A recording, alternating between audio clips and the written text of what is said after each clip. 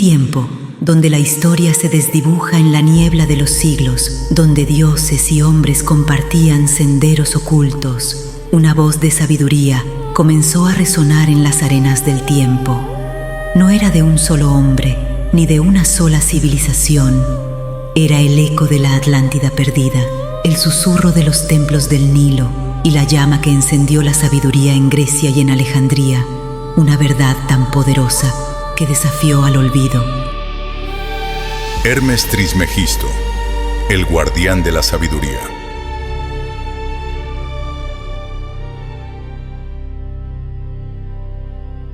De la fusión entre tradiciones milenarias, de Hermes, el mensajero de los dioses de Grecia, y Tot, el sabio eterno de Egipto con raíces en la Atlántida, surgió un nombre que atravesó los milenios: Hermes Trismegisto, el 3 veces grande, maestro de maestros, guardián de secretos tan antiguos como las estrellas. Su palabra no fue tallada en piedra, sino grabada en la conciencia de quienes lo escuchaban. Sus enseñanzas viajaron ocultas en mitos, en símbolos, en fórmulas sagradas que solo los iniciados podían comprender. Desde los corredores de los faraones hasta los filósofos griegos, desde los alquimistas medievales hasta los buscadores de la era moderna, todos intentaron descifrar el misterio de su legado, porque quien comprende sus leyes, comprende el universo mismo, y este viaje que hoy comienza es una invitación a atravesar el velo del tiempo y escuchar una vez más la voz del guardián de la sabiduría. Prepárate, porque lo que estás a punto de descubrir no es solo una historia, es un llamado a despertar. Hermes Trismegisto, el guardián de la sabiduría, nos espera más allá del umbral del misterio. Cuenta la leyenda que mucho antes de que las pirámides rozaran el cielo de Egipto, existió un continente envuelto en misterio y esplendor, la Atlántida. No era un simple reino, era un santuario donde el conocimiento florecía como un río infinito, donde la ciencia se entrelazaba con la magia y los sabios podían escuchar el pulso mismo de las estrellas. Sus templos resplandecían en oro y cristal, reflejando los cielos como espejos sagrados. Columnas titánicas custodiaban ciudades llenas de geometría perfecta, mientras la energía de la tierra se alzaba en torres de luz, alimentando máquinas imposibles para nuestra imaginación actual. Los atlantes dominaban secretos que hoy apenas intuimos: el poder de las vibraciones, la conexión con otros planos y la alquimia de transformar la materia en espíritu. Entre ellos existía un sabio singular, el guardián de los símbolos, el escriba eterno, aquel que sabía leer el lenguaje oculto del universo. Siglos más tarde, en Egipto, sería recordado con el nombre de Tot. Los discípulos lo describían como un puente entre mundos, un viajero del tiempo que guardaba en su memoria las leyes que rigen tanto a los hombres como a los dioses. Y fue él quien presintió la caída, cuando la arrogancia y el desequilibrio de la Atlántida despertaron fuerzas indomables, cielos enrojecidos, mareas que rugieron como bestias, templos hundiéndose bajo mares embravecidos, un cataclismo que devoró ciudades enteras en cuestión de días, pero el guardián no se perdió con su pueblo. Como custodio del fuego sagrado, tomó consigo los rollos luminosos, las tablas que contenían las claves del cosmos y partió hacia una nueva tierra. Guiado por estrellas invisibles para los demás, llegó al valle eterno del Nilo. Allí encontró a un pueblo joven, ansioso de aprender, sediento de misterios, y en silencio comenzó a enseñarles. Les mostró cómo levantar templos alineados con las estrellas, cómo hacer de la piedra un reflejo del cielo y cómo cada número y cada palabra eran cimientos invisibles que sostenían el universo.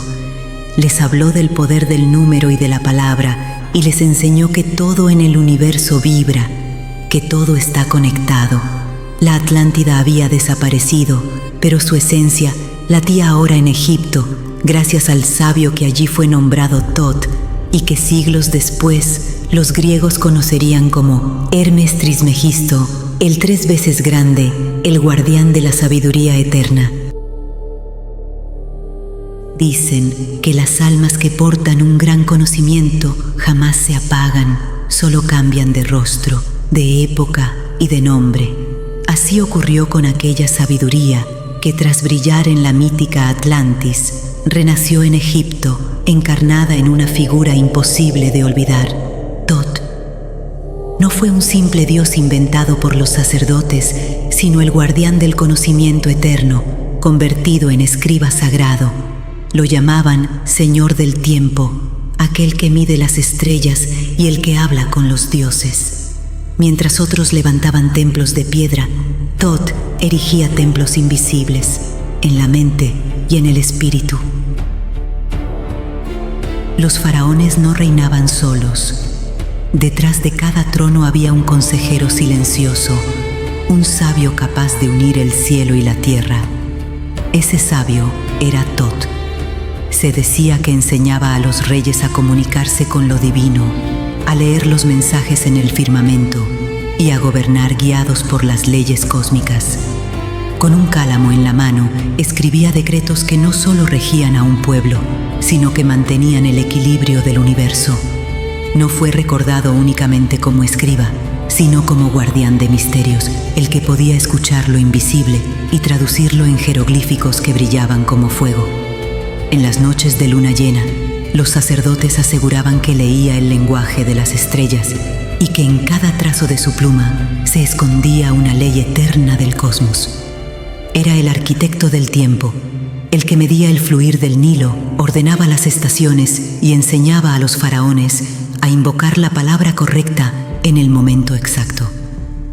No era simple sabiduría, era ciencia sagrada, una geometría del espíritu que Tot entregaba solo a quienes estaban listos para escuchar. Por eso, en los templos de Egipto, su imagen no aparece como la de un hombre común, sino como un ibis, ave que camina entre el agua y la tierra, símbolo de aquel que transitaba entre lo humano y lo divino. Los antiguos lo describían como aquel que midió el cielo con precisión, que contó los días y creó el calendario que aún hoy guía nuestras vidas. Cada estrella era para él una nota de música, cada órbita una palabra sagrada. En los templos, los jeroglíficos ardían como fuego en la penumbra, mensajes de Tot ocultos para quienes pudieran comprenderlos. No solo escribía en papiros, escribía en el universo mismo. Cada cálculo, cada número y cada fórmula era una llave para abrir portales hacia lo divino. Los egipcios lo veneraban como a un dios, pero Tot fue mucho más. Era un viajero entre mundos, un puente viviente entre Atlantis y Egipto. Algunos lo mostraban con cabeza de ibis, ave que caminaba entre las aguas del Nilo y la tierra firme. Para los egipcios, esa dualidad lo convertía en símbolo de quien transita entre dos mundos, lo terrenal y lo divino. El símbolo era claro. Así como el río traía fertilidad, él traía el renacer de un conocimiento antiguo. Otros decían que su grandeza no podía medirse porque había enseñado en más de una era, en más de un cuerpo y en más de un tiempo. Un viajero del conocimiento, cuyo eco resonaría mucho más allá de Egipto. Un eco que siglos después, en otras tierras, recibiría un nuevo nombre. Se decía que todo lo que Tot escribía quedaba grabado, no solo en piedra, sino en los registros eternos del alma. Que ningún conocimiento se perdía, solo aguardaba el momento de ser recordado. Cuando tomaba su cálamo y lo sumergía en tinta negra, era como si el universo mismo dictara a través de él. Por eso lo llamaban el escriba de los dioses. Su palabra era ley, su número era orden, su escritura era puente, y a través de su legado, la humanidad recibió un mensaje eterno. El conocimiento puede ser olvidado por los hombres, pero nunca desaparece de la eternidad.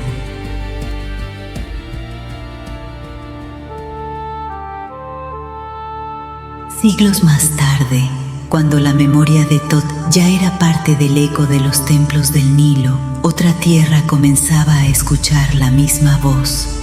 Era Grecia.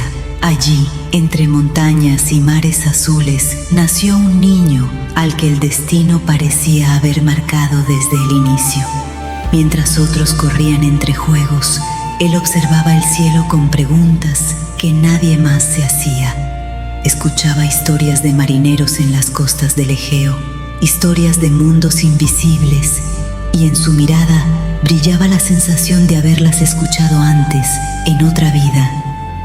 Los vecinos lo recordaban como un joven ágil, curioso, capaz de hablar con cualquiera, mercaderes, ancianos, viajeros. Pero lo que más sorprendía era su palabra. Decían que podía convertir un desacuerdo en un pacto, que lograba que incluso los más tercos se entendieran.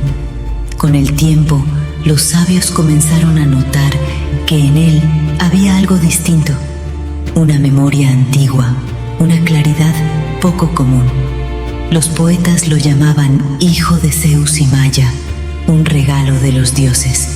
Los comerciantes decían que traía suerte, y los filósofos lo escuchaban con respeto, como si aquel muchacho hablara con una voz que venía de más allá del tiempo. Así empezó a ganar un lugar en la polis, no por la fuerza, sino por la palabra. Era veloz en pensamiento, ingenioso en respuesta, pero también profundo en su silencio. En las plazas, mientras el sol bañaba de oro los templos de mármol, ya se escuchaba su nombre, Hermes. No era aún estatua ni dios, sino un joven cuyo brillo recordaba al viajero eterno.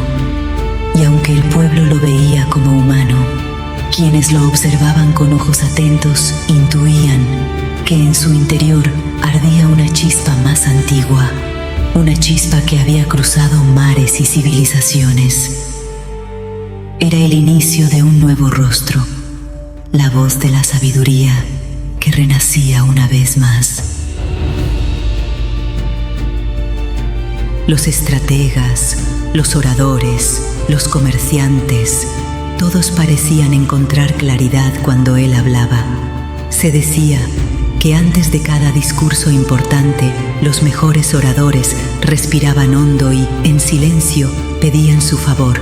No era un rezo a un dios lejano, sino la invocación a una inteligencia viva, práctica, justa. En su bastón, un emblema sencillo, algunos veían grabadas dos serpientes ascendiendo en equilibrio, no como adorno, sino como enseñanza. La unión de contrarios, la voz y el silencio, la guerra y la paz, la verdad y la mentira. Quien comprendía el símbolo, aprendía a conciliar lo imposible. Pero entre los sabios corría otra certeza. Ese consejero era la forma más reciente de una sabiduría antigua, la misma que enseñó a leer el cielo y a contar el tiempo, la misma que convirtió la palabra en ley y la ley en equilibrio. Hermes fue para la polis lo que la balanza es para la justicia, invisible cuando todo está en orden, insustituible cuando el mundo tiembla. Cuando las ciudades pactaban treguas, su consejo inclinaba la mesa hacia lo honorable. Y cuando un orador encendía a la multitud sin perder la cordura, era su espíritu quien sostenía el hilo fino entre la pasión y la razón. No llevó corona ni firmó decretos, pero en cada verdad pronunciada frente al pueblo latía su influencia. Por eso, al afrontar viajes inciertos, los mensajeros pedían su amparo. Al preparar alianzas difíciles, los consejeros susurraban su nombre, y al buscar el orden en el remolino de ideas, los filósofos lo invocaban. Así, Grecia no lo conoció como señor de un trono, sino como maestro del ágora y guardián de la palabra, un guía sin títulos que convirtió la voz humana en puente entre lo que es y lo que puede ser.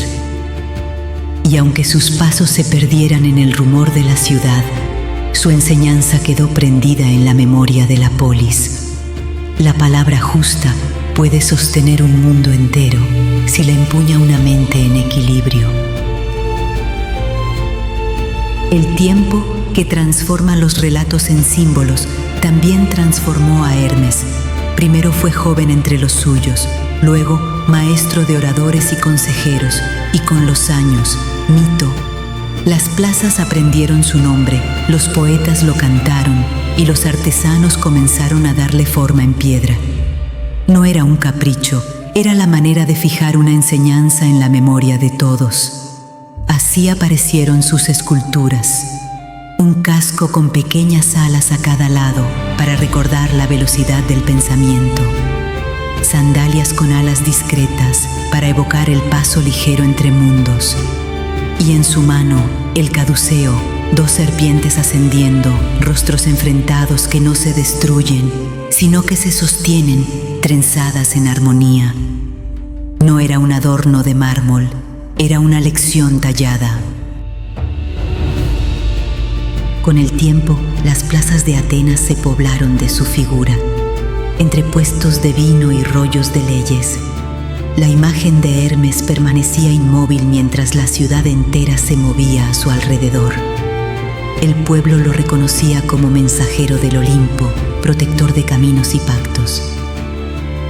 Así, de hombre a mito y de mito a estatua, Hermes quedó inmortalizado, y aunque el cuerpo fuera piedra, el símbolo ardía.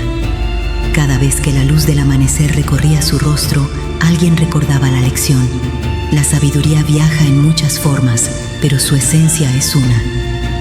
Por eso, aún hoy, cuando pronunciamos su nombre, no evocamos únicamente a un dios de antaño, evocamos al puente. Ese puente que une la razón con el misterio, la ciudad con el cosmos, la necesidad humana con la ley eterna. Hermes, rostro griego de la sabiduría, permanece donde el mundo necesita equilibrio. Y cada vez que una palabra salva un conflicto, cada vez que 2 opuestos eligen la armonía, su caduceo vuelve a brillar, recordándonos que lo divino y lo humano no están separados, solo esperan ser reconciliados. Con los años, su nombre cruzaría del hombre al símbolo y del símbolo a la piedra. En los siglos que siguieron a la fusión del mundo egipcio y griego, un nombre comenzó a resonar con fuerza: Hermes Trismegisto. Pero, ¿quién lo llamó así? La clave está en Alejandría, la gran ciudad fundada por Alejandro Magno en Egipto, un cruce de caminos donde se encontraron la cultura egipcia, la sabiduría griega y la influencia de Oriente. Allí, los sabios de la época buscaban unificar tradiciones y fue en ese contexto donde nació la figura sincrética de Hermes Trismegisto. Para los egipcios era Tot, el escriba de los dioses. Para los griegos era Hermes, el mensajero divino. En Alejandría, ambas figuras se fundieron en una sola, dando origen al título Hermes Trismegisto, el 3 veces grande. 3 veces grande en qué? Los textos dicen grande en sabiduría porque comprendía los secretos del cosmos, grande en palabra porque revelaba las leyes ocultas de la creación, y grande en acción porque transformaba esa sabiduría en enseñanzas prácticas para guiar a la humanidad.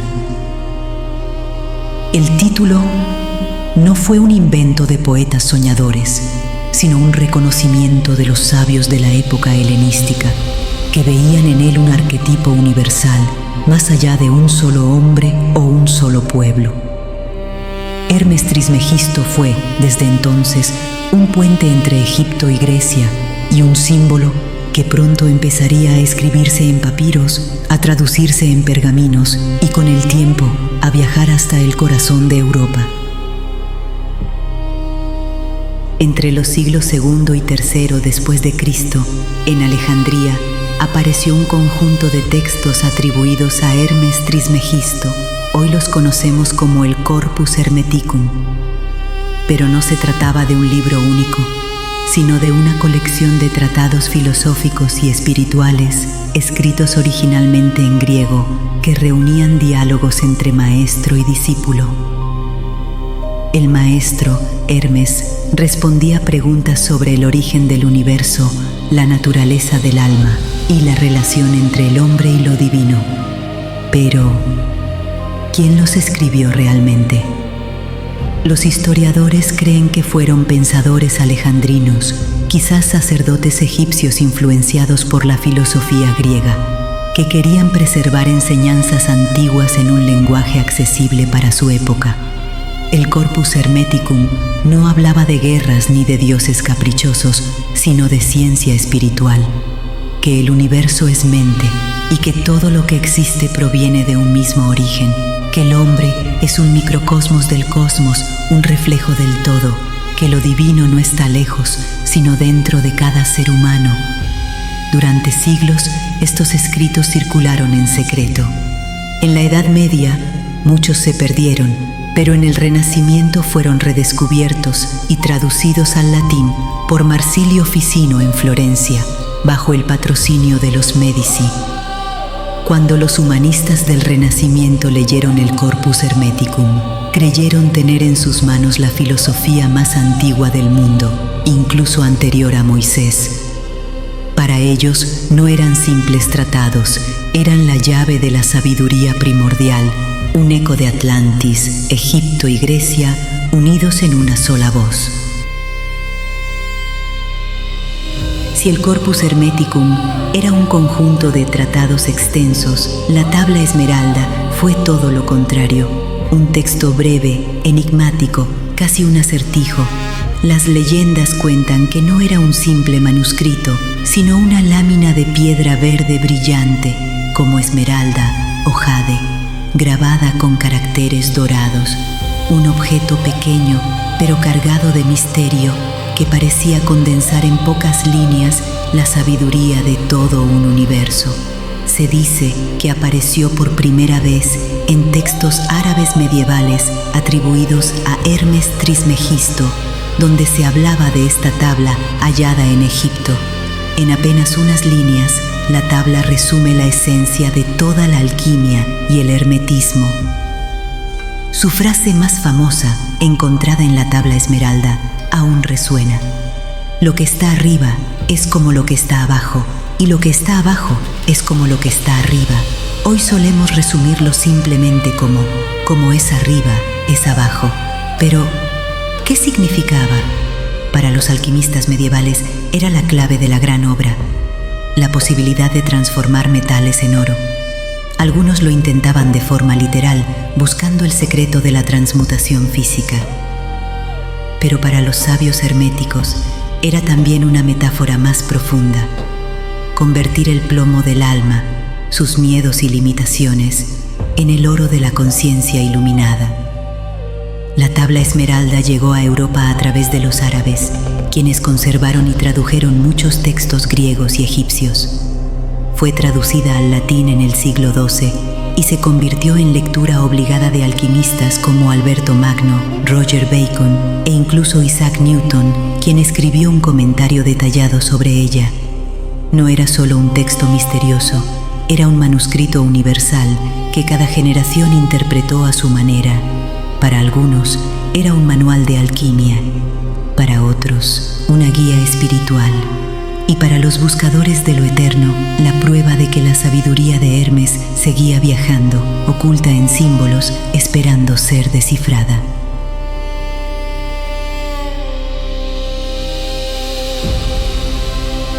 Con el tiempo, la figura de Hermes Trismegisto dejó de ser solo un nombre y se convirtió en una corriente de pensamiento conocida como hermetismo. ¿Pero qué es el hermetismo? No es una religión en el sentido estricto, ni una filosofía fría encerrada en libros. El hermetismo es una tradición de sabiduría que busca explicar cómo funciona el universo, el alma y la realidad misma. Su base no es la fe ciega, sino la experiencia interior, la observación de que todo lo que existe está conectado por leyes invisibles. De esta tradición surgieron lo que conocemos como las 7 leyes herméticas, recogidas siglos después en un libro llamado El Kybalión, publicado en 1908 por los llamados Tres Iniciados. Aunque el texto es moderno, sus principios se remontan a los diálogos atribuidos a Hermes Trismegisto y a la tabla esmeralda. Se dice que quien comprende estas leyes comprende el universo. La primera es la ley del mentalismo. El todo es mente, el universo es mental. Esto significa que la realidad comienza como pensamiento, como conciencia. Lo que hoy llamamos crear con la mente, los antiguos ya lo sabían. Todo lo que existe es primero concebido en el plano mental antes de manifestarse. La segunda ley hermética es la ley de la correspondencia. Nos habla de un espejo eterno. Como es arriba, es abajo. Como es abajo, es arriba. El universo entero es un reflejo de sí mismo. El macrocosmos de las estrellas se repite en el microcosmos de nuestro cuerpo, y los patrones que dan forma a las galaxias son los mismos que dan forma a nuestras células. Mira dentro de ti, el corazón late como un sol interior, tus venas son ríos que fluyen como los mares, y tu mente es un firmamento donde brillan pensamientos como constelaciones. Así como la luna mueve las mareas, también mueve nuestras emociones. Lo que sucede en lo más grande resuena en lo más pequeño, y lo que ordenas en tu interior se refleja en el mundo que te rodea. La ley de correspondencia nos recuerda que todo está unido, que los misterios del cosmos viven también en nosotros y que entender el universo comienza con conocerse a uno mismo. La tercera, la ley de vibración. Nada está inmóvil, todo se mueve, todo vibra. Para el hermetismo, el universo es una sinfonía en constante movimiento. Desde los átomos hasta las galaxias, todo palpita con una frecuencia. La cuarta, la ley de polaridad. Todo es dual, todo tiene polos. La luz y la oscuridad, el frío y el calor, la vida y la muerte. Los contrarios no son enemigos, sino extremos de una misma esencia. Comprenderlo es aprender a transformar lo negativo en positivo, a movernos entre polos sin quedar atrapados. La quinta, la ley del ritmo. Todo fluye y refluye, como las mareas, como las estaciones. La vida se mueve en ciclos y quien entiende el ritmo aprende a navegar la existencia sin hundirse en los altibajos. La sexta, la ley de causa y efecto. Toda causa tiene su efecto, todo efecto tiene su causa. Nada ocurre por azar. Lo que llamamos suerte, para los hermetistas, es simplemente una cadena de causas invisibles que aún no comprendemos. Y la séptima, la ley de generación. Todo tiene su principio masculino y femenino. No se trata solo de género humano, sino de fuerzas universales, la semilla y la tierra, el sol y la luna, la idea y la acción. De su unión nace la creación. Estas 7 leyes no fueron concebidas como dogmas, sino como herramientas para comprender la vida. Quien las estudia, aprende que el universo es ordenado, que la mente es poderosa y que la realidad puede transformarse. El hermetismo nos dice que no estamos separados del cosmos, somos parte de él, reflejo de sus leyes, actores en una danza eterna entre lo visible y lo invisible. Por eso, Hermes Trismegisto fue recordado como 3 veces grande, porque nos enseñó que pensar, hablar y actuar en armonía con estas leyes es el verdadero arte de vivir. En 1908, un misterioso libro apareció en Chicago bajo la firma de los 3 iniciados, su título, El Kybalión. No era un texto antiguo, pero sí una recopilación moderna de la tradición hermética. El Kybalión popularizó las 7 leyes herméticas, explicándolas con un lenguaje accesible para el siglo XX. Hablaba de vibración, de correspondencia, de mentalismo, pero con ejemplos claros que conectaban con la vida cotidiana. Aunque algunos lo criticaron por no ser un texto clásico, su impacto fue enorme. Inspiró corrientes esotéricas, escuelas de pensamiento, movimientos de desarrollo personal y hasta teorías modernas de psicología espiritual. En pleno siglo XXI, frases del Kybalión siguen circulando como mantras. El todo es mente, nada descansa, todo vibra, el ritmo lo compensa todo. Hermes Trismegisto, bajo nuevas máscaras, seguía enseñando a las generaciones modernas.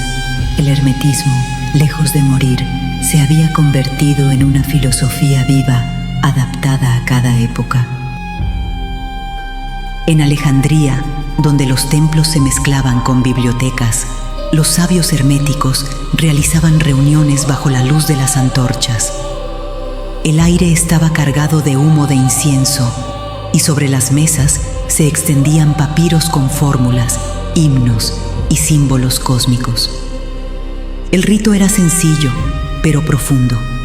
Uno de los iniciados leía en voz alta un fragmento atribuido a Hermes, quizás sobre el origen del universo, sobre el alma que desciende y asciende, o sobre la ley que une lo de arriba y lo de abajo.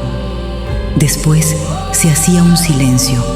Los presentes meditaban brevemente en las palabras, como si cada sílaba abriera una puerta interior. Y entonces, al unísono, todos proclamaban: Hermes Trismegisto, 3 veces grande. Ese sencillo gesto de lectura, silencio y proclamación era el modo de mantener viva la enseñanza.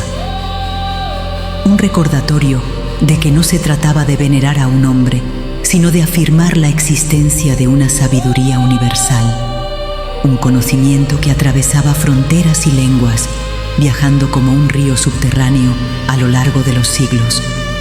Con el tiempo, Hermes dejó de ser visto como escriba egipcio o joven griego en el ágora. Se convirtió en un arquetipo, el guardián de los misterios, el puente entre ciencia y espiritualidad, entre el hombre y el cosmos. Ese reconocimiento no se apagó. Desde los papiros de Alejandría hasta los códices medievales, desde las traducciones árabes hasta los textos del Renacimiento, su eco ha seguido vibrando. Hermes Trismegisto es más que un recuerdo.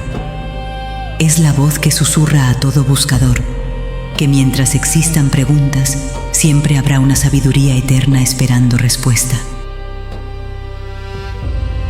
Pero el conocimiento es poder y fue perseguido. A medida que el hermetismo viajaba por Europa, no todos lo recibieron con brazos abiertos.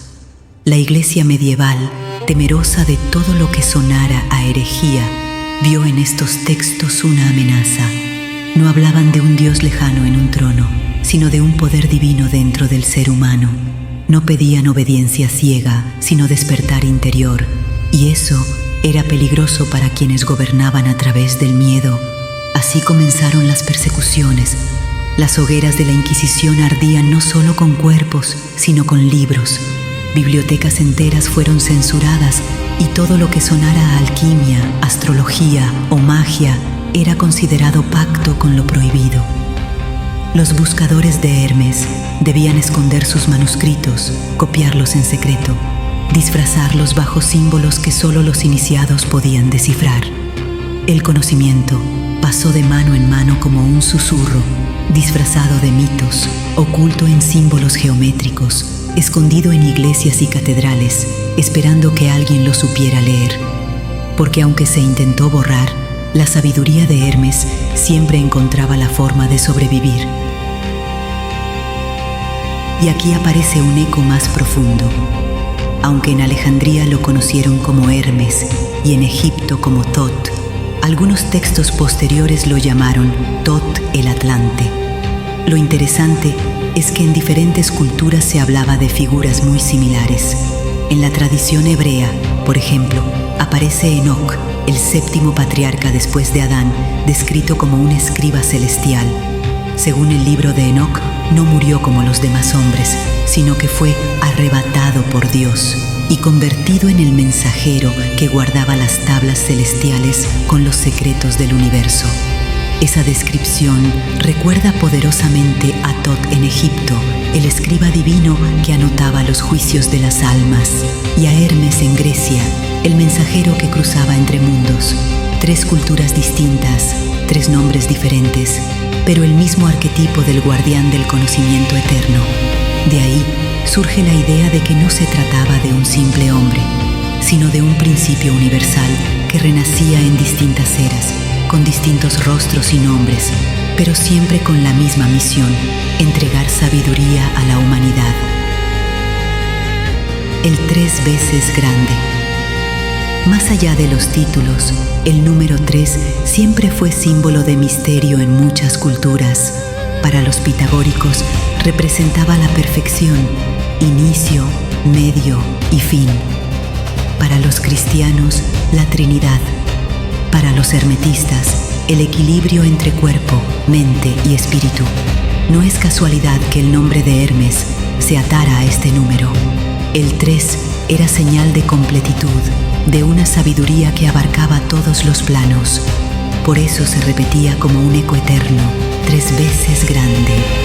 Y aquí, otra conexión, la numerología sagrada.